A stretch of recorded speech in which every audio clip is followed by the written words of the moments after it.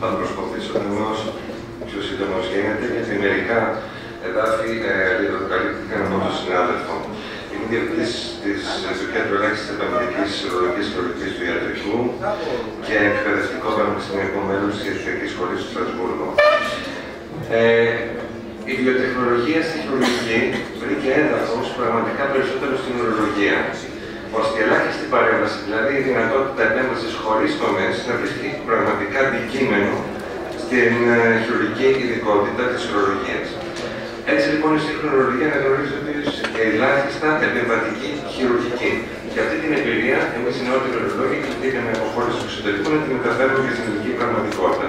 Ποια είναι τα πλεονεκτήματα αυτής της καινοτομίας στην χειρουργική της ουρολογίας? Το ελάχιστο μεταχειριστικό άλτος. Δεν μπορεί να είναι ο ασθενής μετά την επέμβαση. Με μικρότερο μεταβολικό στρες. Άλλο το στρες να έχει μια μεγάλη τομή και άλλο το στρες να χειρουργείται από μικρές οπές. Μένει μικρότερο διάστημα στο νοσοκομείο. Έχουμε μειωμένες απώλειες αίματος, άρα ελαττωμένο αριθμό μετακύσεων, γιατί αυτό φέρνει και μια επιπλοκή στη χειρουργική. Ο ασθενής επανέρχεται γρήγορα στις καθημερινές δραστηριότητες και φυσικά το κοσμητικό αποτέλεσμα είναι άρρωστο γιατί δεν έχει τομές.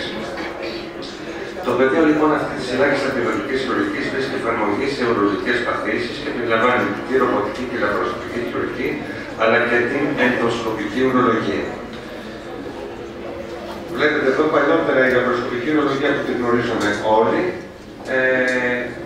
ήταν μια εφαρμογή χειρουργικής στη γενική χειρουργική. Στην ουρολογία είναι τα τελευταία 10 χρόνια που με αυτά τα μακριά εργαλεία και από αυτές τις μικρές οπές μπορούσαμε πλέον να κάνουμε επεμβάσεις στο νεφρό, σε καρκίνο προστάτη, σε καρκίνο ροδόχου κίστης. Βλέπετε λοιπόν και εδώ μια κάμερα, η ρομποτική παίρνει μέσα στην κοιλιά του ασθενού, του σκόρουμε την κοιλιά με αέριο για να κάνει χώρο ανάμεσα στα όργανα και μπορούμε να κάνουμε πολύπλοκες επεμβάσεις. Εδώ πέρα όμως προσέξτε, και ο χειρουργός και ο βοηθός του είναι πάνω στον ασθενή και βλέπουν από το monitor που βλέπετε εδώ την επέμβαση δυσδιάστατα όπως βλέπουμε εμείς σε τηλεόραση. Και μπορούμε να κάνουμε αυτή την επέμβαση. Όμως η ουρολογία έχει ιδιαίτερες εφαρμογές και είναι, αν θέλετε, όργανα με κάποια ιδιαιτερότητα και ο προστάτης και ο νεφρός. Ήρθε λοιπόν η καινοτομία αυτή τη ουρολογία, ήρθε το ρομπότ να συμπληρώσει αυτή την ελάχιστη χειρουργική χειρουργική, να συμπληρώσει την λαπαροσκοπική χειρουργική και σχεδιάστηκε για την εκπαιδεύση λεπτών χειρουργικών επεμβάσεων με τον πιο αποτελεσματικό τρόπο. Τι γίνεται όμως εδώ? Ενώ είδατε πριν στην λαπαροσκοπική ότι ο χειρουργός ήταν πάνω στον ασθενή, εδώ ο χειρουργός κάθεται μακριά σε μία κονσόλα και ο ασθενής είναι μακριά του. Άρα ο χειρουργός δεν βρίσκεται πάνω στον ασθενή. Βλέπετε πάλι το χειρουργό στην κονσόλα, ενώ το ρομπότ είναι συνδεμένο μακριά από το χειρουργό. Και ο χειρουργός δεν είναι αποστηρωμένος καν. Θα δείτε λοιπόν σε αυτό το φιλμ ότι αυτό το ρομποτικό σύστημα Da Vinci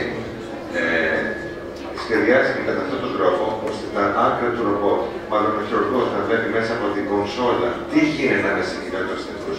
Αυτή είναι η βραχίωνες του ρομπότ και η κάμερα, οι οποίες συνδέονται ακριβώς πάνω στον ασθενή. Τι γίνεται λοιπόν? Ότι ο χειρουργός, βλέπετε τις κινήσεις του ρομπότ εδώ, τα άκρα του που μπορούν να κάνουν 7 άξονες κινήσεων, πολλαπλές κινήσεις, που δεν μπορεί να κάνει το χέρι. Ο χειρουργός βλέπει μέσα από την κονσόλα ακριβώς την εικόνα της κοιλιάς του ασθενούς, 3 διάστατα, σαν να ήταν πραγματικά μέσα στην κοιλιά του ασθενούς. Και μέσω αυτών των δακτυλιωδών εξαρτημάτων, ό,τι κινήσεις κάνει ο χειρουργός, ακριβώς αυτές οι κινήσεις μεταδίδονται στους βραχίωνες του ρομπότ. Κοιτάξτε λοιπόν κάτω τώρα, αυτό είναι ένα πρόβλημα. Ο χειρουργός σε αυτά τα δακτυλιωδή εξαρτήματα κάνει κινήσεις και ακριβώς αυτές οι κινήσεις αντιγράφονται από τον ρομπότ. Άρα η ακρίβεια είναι απόλυτη και όπως είπε ο προηγούμενος συνάδελφος, εξαλείφθηκε ο ανθρώπινος τρόμος των χειρών. Και τώρα στο χειρουργείο μας, το ρομπότ, το οποίο είναι επενδυμένο από αποστηρωμένους ακούς, είναι συνδεμένο με τον ασθενή. Βλέπετε τον βοηθό που βοηθάει το ρομπότ, βοηθάει τις κινήσεις του ρομπότ και ο χειρουργός, ο οποίος είναι στην κονσόλα εδώ, μακριά από τον ασθενή, ακριβώς αντιγράφει, μάλλον ό,τι κινήσεις κάνει, βλέπετε εδώ να κινείται το ρομπότ και τις μεταφέρει μέσω σημάτων στο ρομπότ. Αυτή είναι η καινοτομία και η διαφορά και η απόλυτη ακρίβεια των κινήσεων και η τρισδιάστατη εικόνα που έχει ο χειρουργός μέσα από την κονσόλα. Γιατί πραγματικά είναι σαν να βρίσκεται μέσα στην κοιλιά του ασθενούς. Να ο χειρουργός εδώ, καθιστός, βλέπετε τις κινήσεις του χειρουργού και αυτές τις κινήσεις ακριβώς μεταδίδονται στους βραχίονες του ρομπότ. Άρα λοιπόν, ποια η υπεροχή του ρομπότ ως καινοτομία είναι της λαπαροσκοπικής χειρουργικής αινολογίας. Μαθαίνετε γρηγορότερα από ό,τι μαθαίνετε λαπαροσκοπική. Ο χειρουργός κάθεται, άρα σωματικά είναι πιο ξεκούραστος, δεν εξαντλείται με την ορθοστασία. Το εύρος ευκαιρίσεων των ρομποτικών εργαλείων είναι πολύ μεγαλύτερο της λαπαροσκοπικής. 7 άξονες κινήσεων σε σχέση με τους 3. Και εξαλείφει τον ανθρώπινο χειρουργικό τρόμο σε ένα μεγαλύτερη ακρίβεια κινήσεων. Η εικόνα που σας είπα που παρέχεται είναι τρισδιάστατη και εν γέννη παρέχει το ρομπότ μεγαλύτερο βαθμό χειρουργικής ακρίβειας. Αυτά είναι συστήματα και όπως είπε και ο συνάδελφος, έχουν βγει και ρομπότ και τεχνικές από μία δομή, παίρνουν όλα τα εργαλεία, αντί να έχει ο ασθενής 4-5 μικρές οφές. Βλέπετε πως είναι αυτά τα εργαλεία εύκαμπτα και μπορεί να γίνει και μία επέμβαση. Αυτή είναι μια άλλη καινοτομία της βιοτεχνολογίας. Ήρθε λοιπόν το ρομπότ να συμπληρώσει τη λαπαροσκοπική, αλλά μην ξεχνάμε ότι και αυτός ο χειρουργός πρέπει να είναι πάρα πολύ καλά εκπαιδευμένος, γιατί δεν χειρουργεί το ρομπότ, αλλά χειρουργεί ο χειρουργός. Και αυτή η ρομποτική και λαπαροσκοπική χειρουργική κατεξοχήν στον προκλητικό εφαρμόζεται στην ογκολογία και στην ογκολογία καρκίνου προστάτη, καρκίνου ροδόχου κίστους, όγκους νεφρού, όγκους απενεφριδίου και λεμφαδενικές μεταστάσεις στην πίεγο του ασθενούς. Το κόστος βέβαια είναι κατά τη μεγαλύτερο από ό,τι της λαπαροσκοπικής χειρουργικής, 1.500 ευρώ περίπου, δεν είναι υπέροχο ποσό. Η πιο ενδεδειγμένη επέμβαση με το ρομπότ είναι ο καρκίνος του προστάτη. Από όλες τις επεμβάσεις και της γενικής χειρουργικής και της ορολογίας παντού. Και αυτό γιατί το προστάτης είναι ένα όργανο πολύ βαθιά μέσα στην πίεγο του ασθενούς πίσω από την ελληνική σύγκριση. Η ρομποτική κάμερα λοιπόν μπορεί να φτάνει με ακρίβεια και σε αυτή την περιοχή.